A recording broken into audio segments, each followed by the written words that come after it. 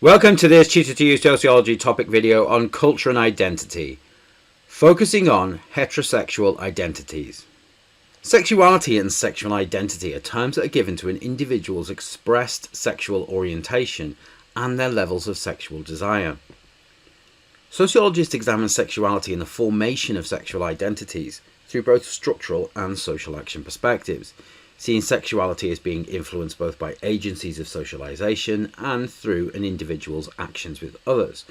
And whilst there are many arguments that sexual orientation is innate rather than a choice, sociologists focus on social factors that shape how individuals gain an understanding of their own sexual identity, rather than how individuals come to have a specific sexual orientation.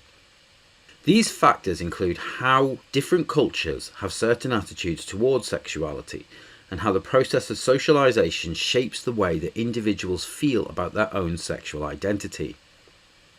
Sexual identity, however, is not limited to an individual's attraction or lack of to the opposite sex or people of the same sex as them, and includes how people construct their own outward expressions of their sexuality through their actions, appearance, and attitudes. In this short video, we're going to focus on the development of heterosexual sexual identities, and we'll cover non-heterosexual identities in a separate video. From early childhood, individuals are channeled into specific gender identities by their parents, usually through the process of canalization, manipulation, and verbal appellations. When it comes to sexual identity, parents often look to control children's sexuality, seeing sexual orientation and outward displays of sexuality as being features of adult life rather than childhood. Childhood is a time of innocence, and parents look to protect their children from the influences of the adult world. However, primary socialization can play an important role in the development of a sexual identity.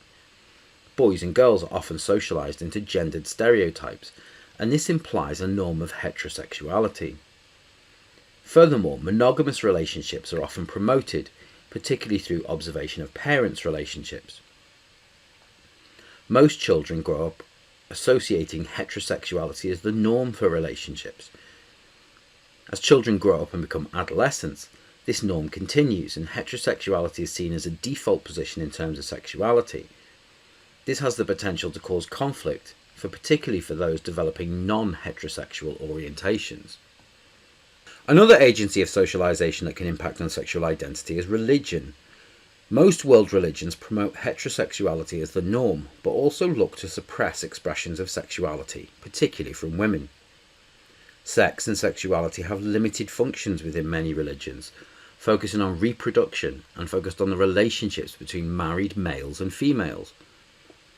Socialization into these norms and values can cause conflict for those with different sexual orientations and levels of sexual desire. The influence of religion in oppressing discussion of sexual orientation and sexual identities can be evidenced through protests over the teaching of sexual education and promotion of sexual health in schools, with many forms of religious practice.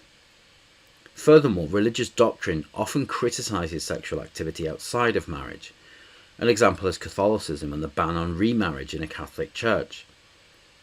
However, there have been movements towards more openness within some religions, with ministers of the Church of England being able to be in relationships with somebody of the same sex, as well as legislation to include same-sex marriages. Education is another agent of socialization that can be seen to shape the sexual identity of individuals. Whilst education often encourages open discussion of sexuality and sexual health matters in teenagers, it can also be seen to contribute towards the development of sexual identities of teenagers. Within peer groups in education, there is often discussion of the double standards that are present when looking at the sexual activity of teenage boys and girls. Boys' sexual behaviour is praised, whilst girls are subject to verbal abuse and ostracisation for their sexual behaviours. Furthermore, Mulvey discusses the role of the male gaze in education, the way in which boys and male teachers view girls as sexual objects, thus leading to a formation of their sexual identity. Sexual harassment in schools is often ignored as banter or high spirits, and rather than punishing boys for harassment, girls are blamed and discouraged from wearing certain forms of clothing as they may distract boys. This helps to develop sexual identities and perceptions of what types of behaviour are acceptable and which are not, which feminists would suggest leads to the objectification of girls as sex objects and blaming them for the actions of boys. Media also contributes towards the formation of sexual identity. The objectification of both males and females in contemporary society has led many young people to base expressions of their sexual identity upon what the media tells them is desirable. Woolf argues that the media perpetuates a beauty myth, that women need to be tall and slim with perfect skin and hair in order to be attractive, and this has negative impacts on women's self-esteem and promotes consumption of goods in order to achieve this myth. McRobbie suggests that this is spreading to males, with the way males are portrayed in the media increasingly focusing on their looks and being critical of their weight, hair and teeth, in the same way that women have been criticised for generations before. This can shape the ways in which individuals express their sexuality, increasing consumption of beauty products, healthier lifestyles and cosmetic surgery in order to attract a partner, making the assumption that what they see in the media is a true reflection of what people are attracted to. However, when looking at the impacts of these agencies of socialization on an individual's sexual identity, we must consider the greater diversity of sexual identities and ways in which individuals choose to express their sexuality. Not only is there a greater acceptance of alternatives to heterosexuality, but individual choice over what people find attractive and how they express their sexuality has changed.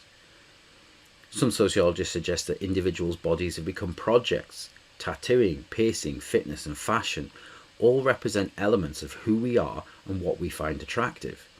Furthermore, sexuality is no longer solely based on long-term monogamous heterosexual relationships, and there are a greater diversity of relationships and sexual fluidity to consider. This is in part due to the declining influence of social institutions such as religion, and individuals having more choice over how they look, who they love and how they act. Finally, postmodernist views would argue that the greater diversity of media sources has led to greater empowerment particularly of women's sexuality. Body positive campaigns have looked to tackle traditional ideas of what is attractive, and this has led to more people being comfortable to express their sexuality in different ways. That concludes this Tutor to You Sociology topic video on heterosexual identities. Thanks for watching.